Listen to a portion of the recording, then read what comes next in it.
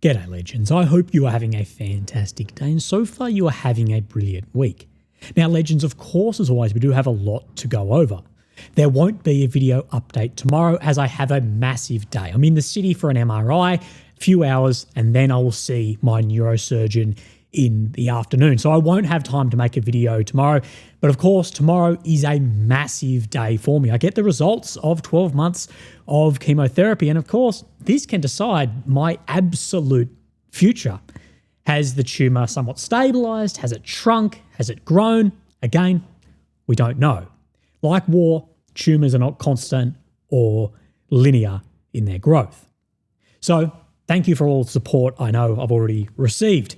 But today we're going to speak a lot about Russian influence. Now, this is actually something in yesterday's video that I left off the end because I wanted it earlier in the video, but I'm glad that I did because there's been another video come out and more tweets again that America first, of course, what we're seeing run everywhere and just as MAGA has destroyed itself, but that America first is a psyop by the Russians and the Chinese. We're going to look at that and say, what really is it? Is it fabricated? Should we then be bombing media, TikTokers, Instagrammers, the Twitter users? That's what some are calling for in this. Speak about the reality of Russia's actual soft power. We'll speak about AWOL in the Ukrainian forces, the recruitment shortages, the manpower problems, and how this massive corruption scandal, which is being ignored for the size of it, how this, of course, has massive impact on that. It'll be interesting to see where some of these people have fled to. Of course, then we'll look at the maps and how some of the largest supporters are now taking note of the narrative collapse. Now, I won't be speaking on the French Rafale deal between Macron and Zelensky today. 2035, 100 fighter jets. It has no influence on this war at all, while people at the front line are begging for more people, more shells, more bombs, more drones. 100 fighter jets in a fucking 10 years' time. Good job. Glad we've got priorities straight. So let's have a look at this influence. And this is something I wanted to speak about yesterday. Oh, sorry. Of course, we'll be looking at the maps if I didn't say so. So this was from a friend of mine. This is what we missed out on yesterday. I totally agree these days, when European Union leaders stub their toes, they blame Russia. I think it's a bigger problem than most people realise. I'm not sure I buy the premise that it's in Russia's interest to attack our democracy or that Putin really thinks that it is. But for the sake of argument, let's assume for a moment that this is indeed Putin's intent. So Putin's intent is to, at least the framing of this, is to attack the democracies and go after it. If I were him, I would absolutely spend some pocket change on TikTok or Twitter propaganda bots. And I wouldn't hide it too well. I wouldn't do this out of any hope to achieve direct effect, okay? Remember this, indirect effect and direct effect. So direct effect is you are trying to get the outcome of what you are pushing. Indirect effect is you want people to push back so hard, it then has that effect in the opposite. But because European institutions and national governments have shown that they will happily forsake the very democratic principles they claim to uphold in the name of defending them, they will close media outlets, cancel elections, ban candidates, try to further censor social networks or ban anonymous accounts, create the Ministry of Truth-style institutions meant to fight Russian disinformation. This severely degrades whatever trust European populations still had in their governments or in the European Union. And it wasn't that high to begin with. The Russians only need to tickle our toes with a feather, and the reaction will immediately blow off our feet with a 50 cal. It's a no-brainer. This is something you and I have spoken about. It's something we're going to speak about more, and it's something that JD Vance also spoke about here. This is his official transcript from the Munich Security Conference earlier this year. We're at the point, of course, that the situation has gotten so bad that this December, Romania straight up cancelled the results of the presidential election based on the flimsy suspicions of an intelligence agency and enormous pressure from its continental neighbours, of course, Călin Georgescu. Now, as I understand it, the argument was that Russian disinformation has infected the Romanian elections. Just a side note on this, remember, MAGA, Trump, all this has pushed back against Russian disinformation, Russian influence for years, but now everything is a Russian psyop again. But I'd ask my European friends to have some perspective. You can believe it's wrong for Russia to buy social media advertisements to influence your elections. We certainly do. You can condemn it on the world stage even. But if your democracy can be destroyed with a few $100,000 of digital advertising from a foreign country, then it wasn't very strong to begin with. And this is what my friend and I have spoken about before, is direct, indirect effect.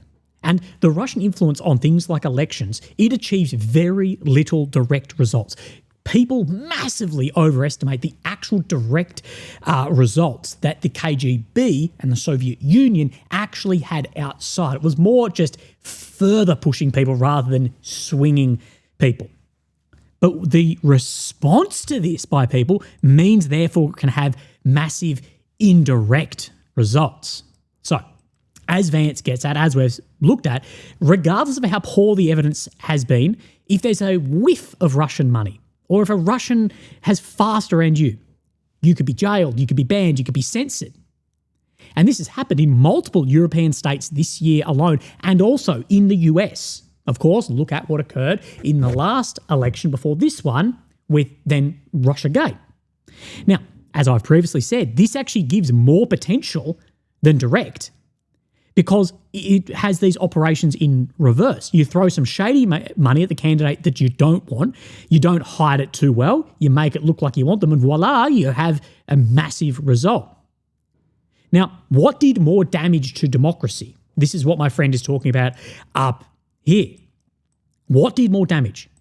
The few $100,000 that we saw, of course, it should have been called out on the international stage, or we saw on the 11th hour, we saw the EU come in, lean on Romania, cancel the elections, ban Georgescu from running. What actually had more undercut in this? And that's why I'm saying some of these operations, you're looking for maybe some indirect. But Russia's soft power, I think, is on par with the disappointment of their Air Force if you were in the Kremlin looking at power and ability to actually bring that power into the fold. But let's look at the America First MAGA movement, absolutely, as MAGA falls apart. Now, Mr. Ryan Macbeth, he has this tweet here. Now, he says that the American First movement and the MAGA split that we are seeing in the American conservative movement is manufactured by Russia and China. And, quote, consider striking the manufacturers of this content. Okay. Now, the American First movement, which is moving away, like you've got like the MAGA Ben Shapiro style, and then you've got like the Fuentes Tucker, which of course this over here is 10 times more popular than that at the moment. Now, there's likely some foreign influence behind the scenes here as well. How much? I don't know. How much is it actually swinging people? Probably very little. Foreign influence operations like this, their return on investment is shocking. Unless you see, then you blow off your own feet with a 50 cal due to your massive response in this. But all massive geopolitical movements that have consequence, there's probably likely going to be something on the back end. You don't think that we support movements in other nations or media? Look at USAID. But if you think that this is having more influence from RT posting about this, then the entire US elite caught in I can't say, but the ring with Mr. Epstein that appears to be a foreign intelligence operation from an ally, along with endless wars, possible, I can't say the other word here. If you think that the RT sharing this has more influence than the American First the American First movement looking at that and going, what this? Again, so consider striking manufacturers of this content. Okay then. Imagine this. Imagine we start having kinetic strikes against foreign parties having influence into American politics or American media. All I'll say, Russia and China are not going to be the first countries starting to get struck. So let's actually have a look at what Mr. Macbeth says. And I'd like to publicly extend a welcome to Mr. Macbeth, an open, uncut interview if he'd like to push back on anything I've said here. As with anyone I criticise on this, welcome to come and speak to me. So let's look at what Mr. Macbeth says. We'll just speed this up to get through it, although I waste half the time doing that. Russia is at war with America. Russia is at war with America. Need proof? The current split in the Republican Party between the Make America Great Again people and America Firsters who are on the side of racists and anti-Semites like Tucker Carlson. Criticism and anti-Semitism is not synonymous. and Nick Fuentes is being manufactured by Russia. Being manufactured by Russia. So that none of this has just popped up. No, it's being manufactured by Russia, not by all the other things that people are starting to become aware of. Russia isn't even being subtle about it anymore because they found something that works. It doesn't matter what They've political found something that is splitting and they're capitalizing on that. party you're in. This is not a Republican issue. This is an America issue. Russia is forcing us to fight amongst ourselves while they run rampant in the world. Information warfare is a weapons effector. Videos like this are weapon systems. So how do we fight this? Well, it's actually threefold. Number one, we need to hold social media companies responsible for allowing weapon systems like this to spread. When it comes to things like materials this is what we start talking about. As we move away from what the Conservatives preached to wanting a level of censorship and also coming back into identity politics, which a lot of these people originally ran for and vehemently loathed. Exploit children, we tell social media companies that they have to police that. But yet when it comes to weapon systems that are designed by Russia and China to make Americans hurt each other, we go, free speech. No, we need to tell social media companies to start. This did not begin. The America First movement wasn't in the Kremlin or in Beijing going, oh, this is what we're going to do. That's not where it started at all. Are they capitalizing on it? Yeah, absolutely you would. Would we capitalize on a movement in Beijing or in the Kremlin against then the leader? Yeah, we would do the same thing through these agencies, or through these media conglomerates. Are policing this kind of generated content. Number two, we need to consider striking the manufacturers and distributors of this content. That might mean kinetically or that might mean with cyber effects. Kinetically, cyber effects. So sending bombs that way, starting war. This is what we've spoken about with propaganda. All propaganda has an element of truth, and the propaganda, you're picking at a thread and pulling that thread, but the thread needs to exist, and the thread did not become manufactured in these states. It was manufactured in America due to response of what people are seeing and foreign interference, not by said nations. If the adversary was launching a cyber attack on our banks, would it be okay to drop a bomb on their data center? Probably it would be. So why is this any different? So calling for dropping bombs on, then manufactured behind this in China and Russia. So third, we need to consider kinetically or using cyber effects against the adversary's infrastructure. In war, you always take the information. Which has happened. There was thousands upon thousands of YouTube accounts and other accounts then taken away that had any link or any supposed link to Russia as well, calling for kinetic attacks against this. For high ground. This would be going on the offensive against our adversaries. Anyway, whether you're a Republican, a Democrat, or somewhere in between, we can all agree that NORAD... So, of course, speaking of that, we need a kinetic, because this is manufactured by these states. Now, this is now the calling of then MAGA. Now, this person here, this Brilliant Hollyland. Now, you may have seen the video of this guy he looks 12, he's on a private jet, and he's meant to be Charlie Kirk's replacement. I know his wife looks like he's already found a replacement. That's fucking disgusting. But let's not get into that. He goes, anybody curious why Russia's state media is giddy that MAGA is dead? Maybe because one of your countries that you're in competition with is then having a massive split. This is not organic. It is a psyop. Bullshit. America First is organically created due to the response of MAGA and the swamp that is Washington. America First, yes, we've chanted it at rallies for years, but using it as a guise like BLM to support the destruction of MAGA before the midterms is a coordinated psyop, looking at RT resharing this. No, what is happening is they're capitalising on the movement. You also say that whole movement was fabricated somewhere behind the scenes. They wish that they fucking could, and what I will say is their soft power and influence is nowhere near this good. What I really find funny in this is that things like Make America Great Again, Trump, all these, they've for years fought against Russian interference, psyop, blah, blah, blah, that's all bullshit. Now they're preaching that all of this is now Russian interference. Maybe get your fucking ducks in a row. Go back to, if you start bombing countries that have interference, foreign interference into elections, media, society, whatever you want to call it, schooling, etc.,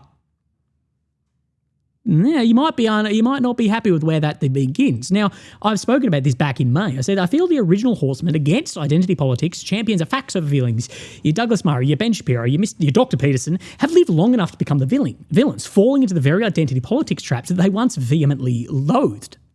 And this is why America First has become so popular and MAGA has become everything that it rose to power on. It's become an identity politics of its own. That if you don't fully identify with everything in this, then you then are the enemy of the state. It's become total democracy, of which we speak about, that it is democratic, but if you don't agree with it, then you're an enemy, which we did see developing on the left, especially through Europe. And what I will say is now we see people like Mr. Macbeth, Mr. Shapiro, who rose to notoriety on the back of being freedom of speech, anti-identity politics, facts or feelings. Now they're calling for kinetic actions or censorship of criticism or different ideas. And like I said, when we talk about obvious paid foreign influence, these creators should know where the most amount of money is flowing to said creators in foreign influence. You just need to have a look at people who are on the same trips at the same time in the same hotels at the same locations.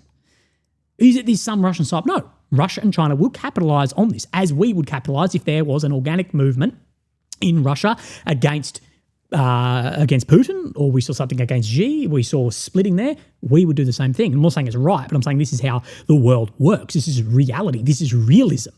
But to try and pin that the America First movement is then a Russian psyop and should be discredited is exactly what MAGA tried to do, exactly what MAGA says the Democrats tried to do with Russiagate.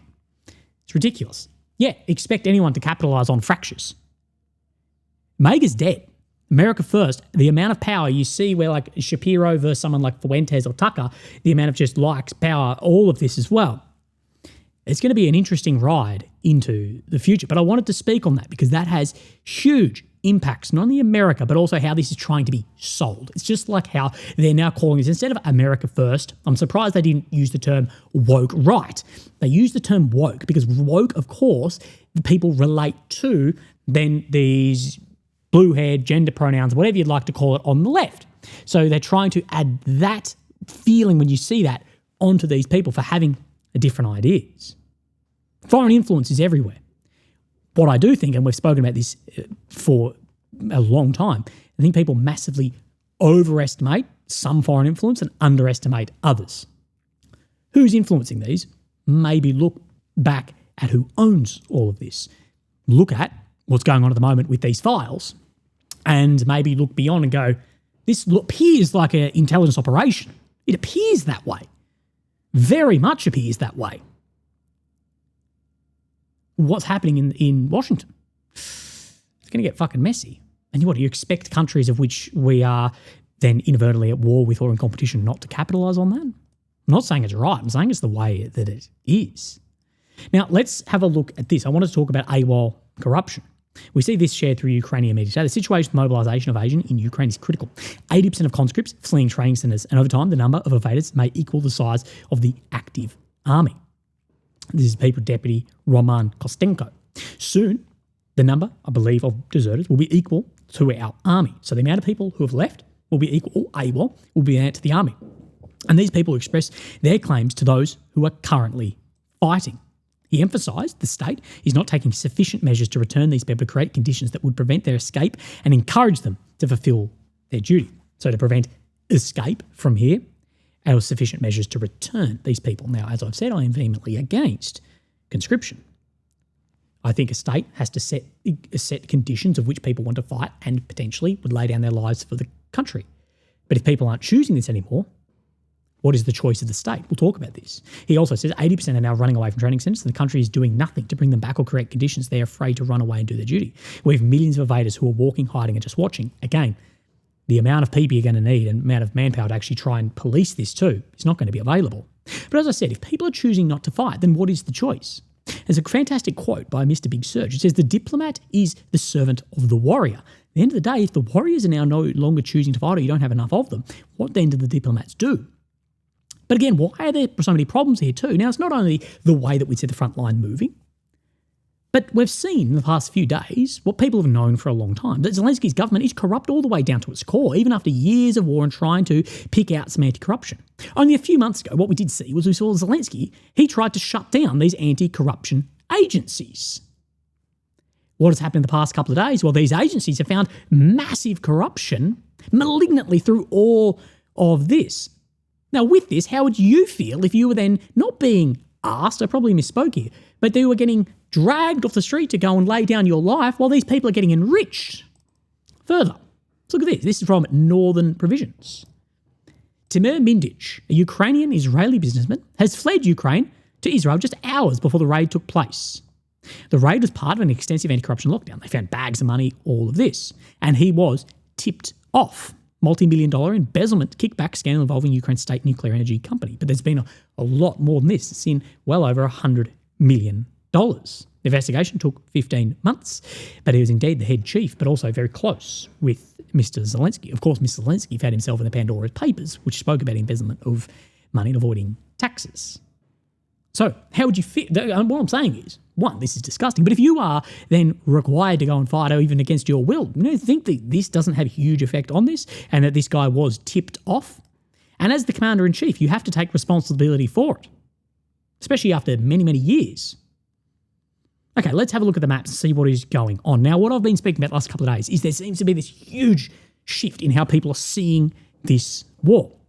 Again, I'd like to open publicly my invite to an open, uncut conversation with Mr. Davidov, who him and I have had some words back and forth in some comments before.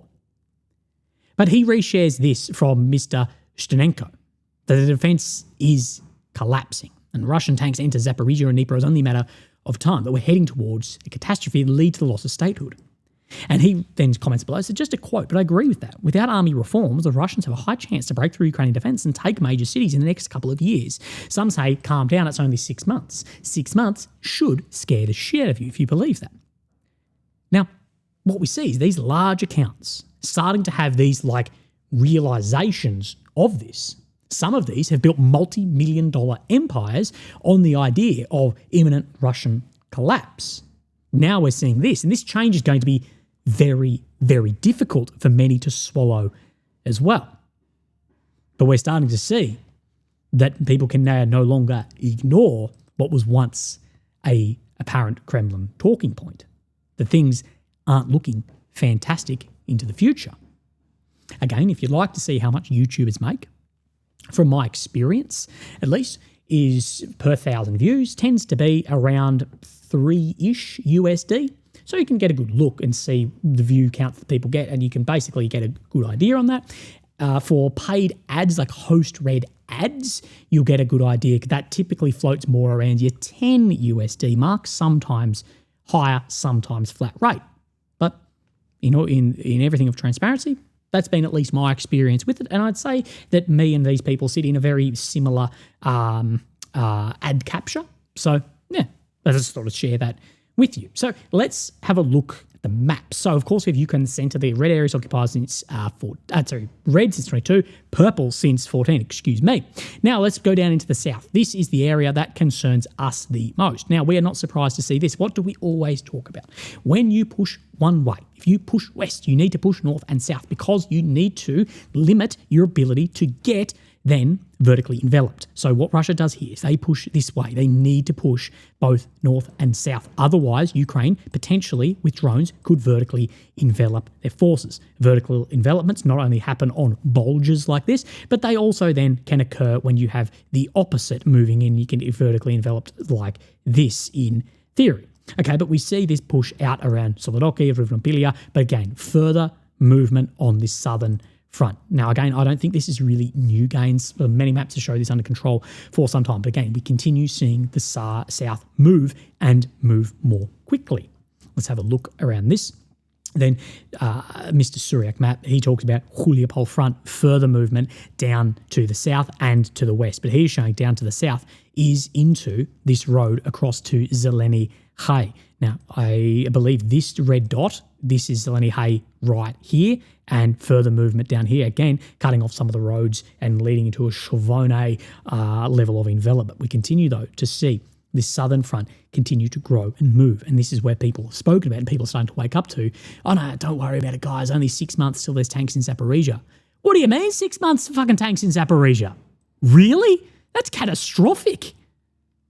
Last month we were going, never be in Kramatorsk, Sloviansk. Now you're talking about tanks in Zap? Brother, that's way worse. It's 5 times the size of that area.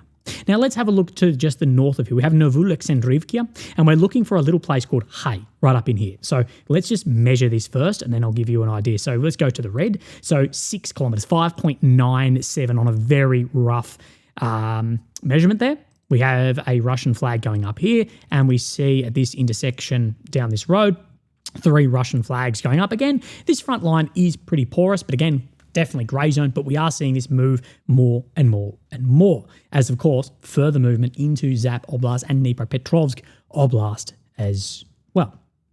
Let's then talk about Kyiv. So we see Malotokmachka. Now, there's been a lot of Ukrainian accounts pushing back on no, none of this is under control by the Russian forces. Of course, Suryak, he is saying that over the last 3 weeks after that we saw those mechanized assaults, that the Ukrainian army has continued with fighting against the Russians in here, but the Russians have managed to consolidate further positions inside of Malotokmachka, pushing towards Kyiv. Now, this south, this is the area we say keep an eye on, because you could end up squeezed against the Dnieper River and an envelopment happening in here. Definitely keep an eye on that. Where are we coming to next? Let's go to the north. Okay, so let's firstly come up into Vovchansk. We have seen this area move a little bit, and we've seen some Ukrainian accounts saying that the Russians are trying to do what they're doing in other cities, which is bypass, envelop, move on. So we see on AMK here that in Vovchansk, Russian forces continued slowly in advance after some failed attempts of capturing positions. They've started to attack in the forest. So failed attempts basically through the northern centre, that through these forests, they are then having more success. Let's see if we can line up where some of these roads are. This is never that easy, but it's down along this sector here, I believe. Let's have a look in the north, though, because we do see that, of course, we have the Donetsk River here, which runs and basically splits off this whole area in here. This is something that AMK brought up with us. Where this runs, this whole area in here, we could see a very large movement. And of course, we've seen in Belhorivka, on Bradnay, that the Russians have met up between the Malove front and, if you will, the Kamyanka front in here, and have met these two up over the past couple of weeks. We have a further geolocation today. Now, this is pretty rough, but it's actually on the southern side, so it's actually further than I've shown, but in Dovrachansky as well, we see a Russian flag going up in a building here. So if we can zoom in on this, I believe I think it's this building right in here. I'll give you a rough measurement. I think it's that one to here, about 4.93 kilometres. So further movement on this front. Again, well outside of any grey zone on there. But again, this area can be very porous too, but that doesn't mean that advancements cannot and are not happening. So we'll continue moving our way down, and we'll come then to where we see Liman, continual movement just a little bit here. But again, the amount of grey zone here is massive. The Deep State did talk about a reduction in movements in the direction of Stavky Liman, but an increase in movements towards Yampil. But we continue to see this whole Seversk sector moving very slowly. But again, this will build eventually the northern flank of Sloviansk-Kramatorsk. Konstantinivka, of course, we have Ivano-Pilia, Pleshkivka, just areas to be familiar with. I don't think we see any grey shift. No, we don't see any grey shift on there today. We do have a couple of maps talking about this. So firstly, we'll look at Mr. AMK, that the Russian forces have entered the area of Ivano-Pilia. So we have, this is Konstantinivka in Ivano-Pilia. So we'll come in, we'll zoom in, and Ivano-Pilia, so in entering this sector right in here, which does, with some of the grey zone, really start to line up. And as well, we have Suryak, he's confirming similar movements here.